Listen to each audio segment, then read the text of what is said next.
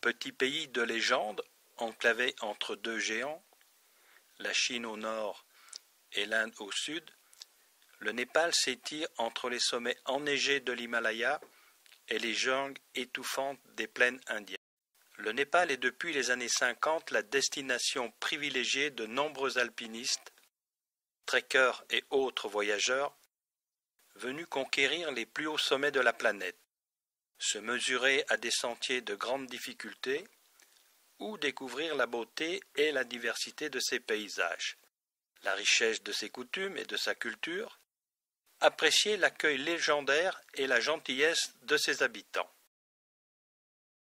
Le 25 avril et le 12 mai 2015, deux séismes de forte amplitude frappaient le centre du Népal et la région de Katmandou, faisant des milliers de victimes et détruisant de nombreux édifices, dont certains des plus célèbres monuments historiques de la capitale, inscrits au patrimoine mondial de l'UNESCO. Mais c'est aussi dans les zones rurales retirées, proches de l'épicentre du séisme, que la situation est très critique. Éloignées de tout et difficiles d'accès, ces zones ont été particulièrement dévastées, à l'exemple de la région du Langtang et de son parc national.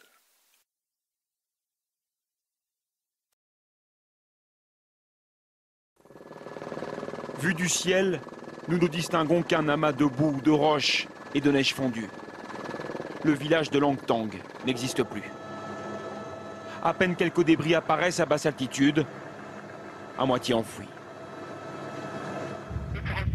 Il est complètement détruit. Avant, c'était un grand village. L'avalanche est venue de là-haut. On voit très bien que l'avalanche est arrivée par là et elle a créé un déplacement d'air très puissant.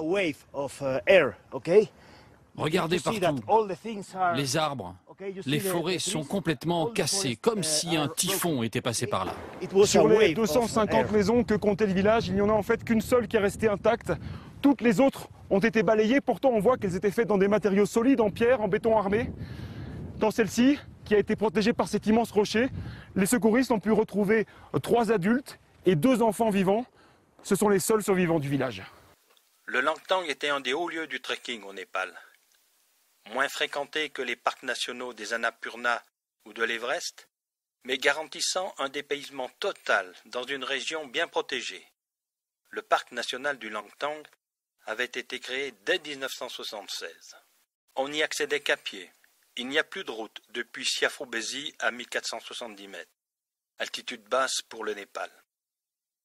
Les premières journées de marche, on évoluait sur de bons sentiers. En longeant la rivière Langtang Khola qui court au fond de la vallée, laissant fréquemment le passage aux nombreux porteurs lourdement chargés ou aux chevaux et yaks assurant le ravitaillement et le transport de matériaux divers. Puis le chemin gravissait la vallée très resserrée à travers une très belle forêt de sapins, d'érables et de rhododendrons ou de pins de l'Himalaya, où les singes rhésus ou langours vous observaient intrigués. Le sentier passait devant des cascades rafraîchissantes, ou des bâtis, ces typiques petites auberges de village. Il empruntait des ponts suspendus au-dessus de la rivière, traversait des petits hameaux nichés dans leurs écrins de verdure, grimpant parfois très abruptement avant d'atteindre à 2970 mètres Goratabella, d'où les vues sur le Langtang Lirum sont superbes.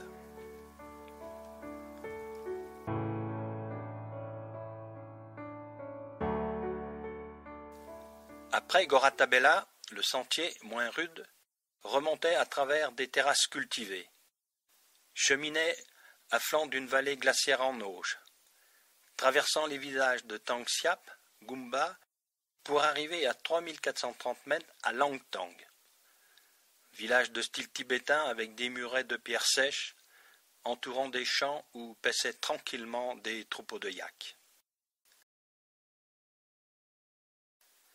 Selon la légende, la haute vallée du Langtang aura été découverte par un homme qui cherchait son yak, d'où son nom qui signifie « à la poursuite d'un yak ».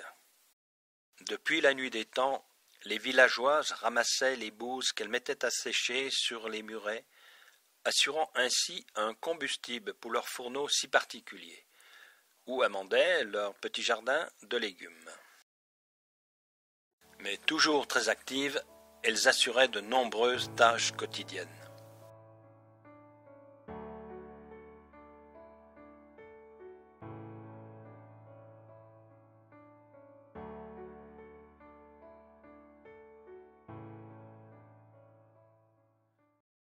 À Langtang, on pouvait découvrir un très vieux monastère bouddhiste, vieux paraît-il de plus de 400 ans.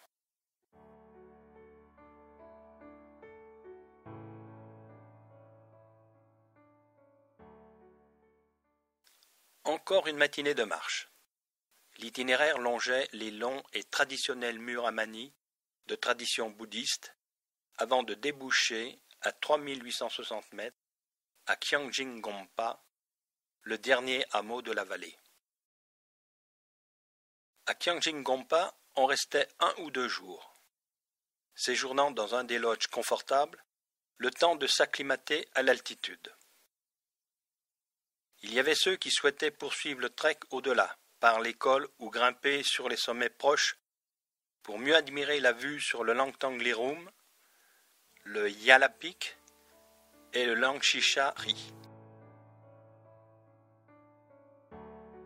D'autres préféraient flâner alentour jusqu'au vieux village, faire une visite à la fromagerie avant de redescendre la vallée. Nos amis suisses avaient fondé cette fromagerie en 1955 et enseigné aux Népalais le process à base du lait de yak. Les quelques 800 habitants du Langtang vivaient largement du tourisme, comme en témoignaient les nombreux lodges qui jalonnaient le parcours, proposant toujours avec sourire et bonne humeur gîtes et couverts aux dizaines de trekkers remontant chaque jour les raides sentiers de la vallée au printemps et à l'automne. Malheureusement, tout cela c'est du passé. Le drame de ces villages est emblématique de l'ampleur du désastre qui a affecté ces zones les plus reculées et les plus difficiles d'accès du Népal.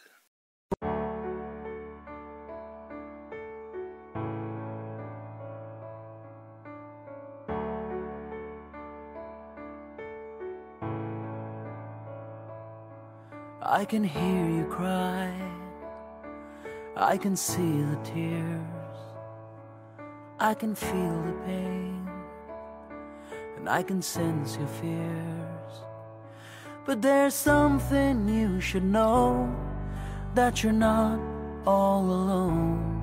Standing right there by your side, I'm your friend, I'm your own. So let's hold on, let's hold on, let's hold each other's hand. Let's hold on, let's hold on, and together we will stand. And even the darkest night will end, and the sun will rise again. And even the darkest night will end, and the sun will rise again.